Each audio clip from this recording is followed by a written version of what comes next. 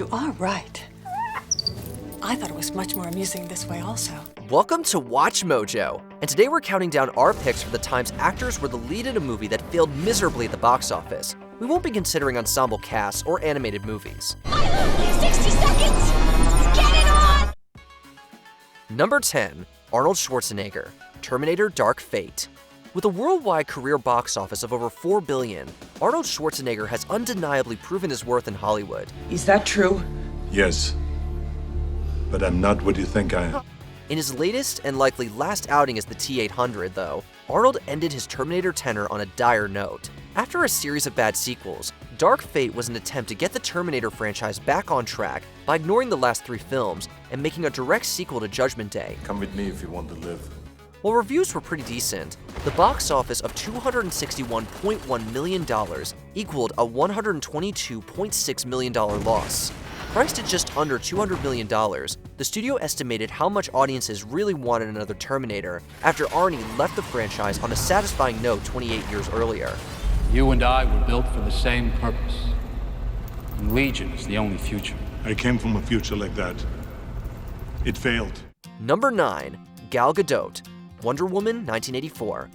Warner Brothers had been trying to make a live-action Wonder Woman movie since 1996, but it wasn't until 2017 that it finally happened, and it was a monster hit. This is not something you can cross. It's not possible. So what? So we do nothing? No, we are doing something. We can't save everyone in this war. This is not what we came here to do. The first Wonder Woman grossed over $800 million and made Gal Gadot a star. 3 years later, Gadot was still a star, but this time of a big box office bomb. Wonder Woman 1984 cost about $200 million to make, but took home only $169 million worldwide. Can you imagine? If only.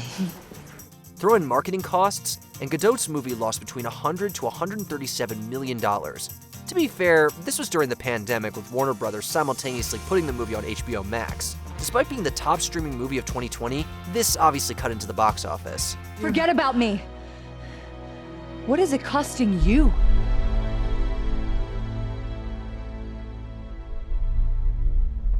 Yeah. That's right.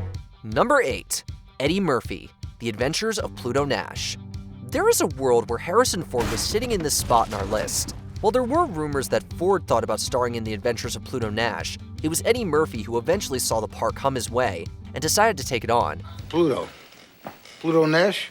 That's right. Yeah. When did you get out of the joint? About a week ago. A decision that we assume he very much regrets. Not only because it was a pretty terrible film, but because it remains one of the biggest box office flops of all time. You want to lose some money? No, but you're gonna lose some money. While the $96 million loss is bad enough, what's even more jarring is the fact that the $100 million movie only grossed $7 million at the box office. Show me the respect. This was left of my life's work here. Number 7, Dwayne Johnson, Jungle Cruise. While a $220 million box office against a $200 million budget might not sound terrible, those aren't the only numbers we need to consider. Oh, you mean this money? It's all here. I just need this so I could finally eat this week. More than $150 million went into marketing this Dwayne Johnson fantasy adventure.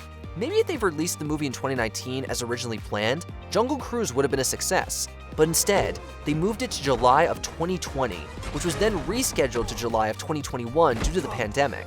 Oh my God, is that your idea of a joke? That is not funny. When it finally came out, COVID was still a thing, so Disney released the film in theaters and on Disney Plus Premier Access simultaneously. Even taking the $66 million it made on Premier Access into account, the film didn't reach its break-even point. Remember, it's only a scam if you fall for it. Number 6, Charlie Hunnam, King Arthur, Legend of the Sword. While Charlie Hunnam gained stardom on television as the lead in FX's greatest show, Sons of Anarchy, that success hasn't really followed him to the big screen, since the series ended in 2014. I need to tell you some things you're not going to want to hear.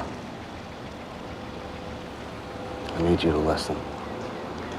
Trust that what I want is the best thing for me and my family.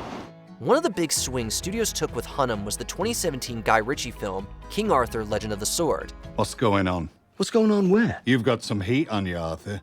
Your name keeps coming up. With Hunnam as the titular King Arthur, the movie was set to be the first in a series of 6 films. When does the second one come out, you ask? Well, never. After the first film lost the studios more than $150 million, plans for those sequels were no more.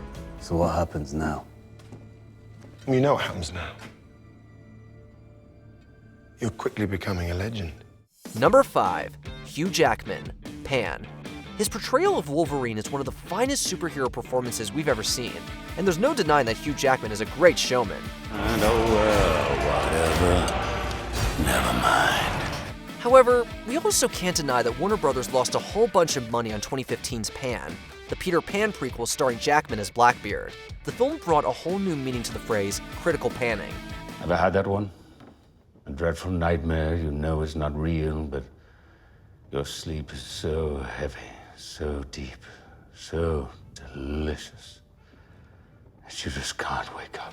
Its failure didn't end there, as audiences showed little interest in finding out how Peter became the Pan. With a total production and marketing budget of about $275 million and a box office of only $128 million, you're looking at losses of around $150 million. It won't happen again! Oh, it won't, I guarantee it. Jackman's career survived, but no amount of clapping can bring this failed franchise back to life. Number 4. Gina Davis, Cutthroat Island. Moviegoers of the 2000s, having watched the Pirates of the Caribbean movies rake in the dough, might think of pirate movies as guaranteeing box office success. This is our chance to seek some real fortune. Those of us who lived through the 90s know that this is definitely not the case. This brings us to the great Gina Davis and the not-so-great Cutthroat Island, a film that, for a while, held the Guinness World Record as the biggest box office bomb of all time. All that costs money. I have money. I promise I will take care of you later. The wannabe blockbuster made only $10 million at the US box office and $18 million worldwide, with a budget coming in as high as $115 million by some estimates. That equates to about $100 million in losses, which, adjusted for inflation, totals just over $200 million today. Be careful what you do! You can lose a lot! Number 3. Antonio Banderas, The 13th Warrior. You could understand why both the studio and Antonio Banderas would have thought they had a box office hit on their hands with The 13th Warrior. The hell are you saying? The 13th Warrior is you. Along with Banderas headlining the movie, the film was based on a book by Michael Crichton, the man who wrote the book Jurassic Park.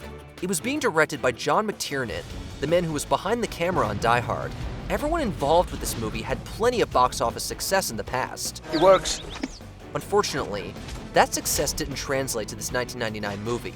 The 13th Warrior earned $61 million, which, set against its high production and marketing budget, meant losses estimated to be as high as $129 million.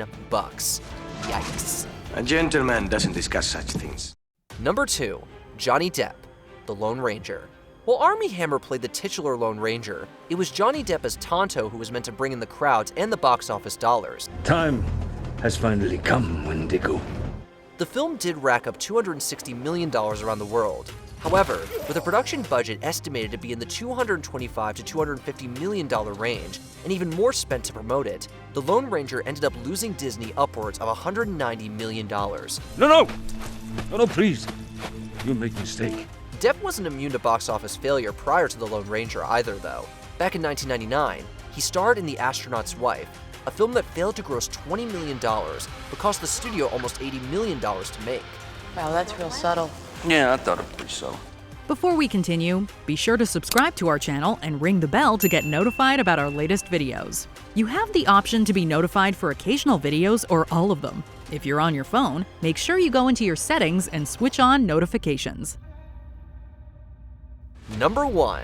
Taylor Kitsch, John Carter. Taylor Kitsch was a relatively unknown actor back in 2006. That all changed with his turn in Friday Night Lights. There's only one little problem, Reese. I don't want you living on my land. Yeah, you do.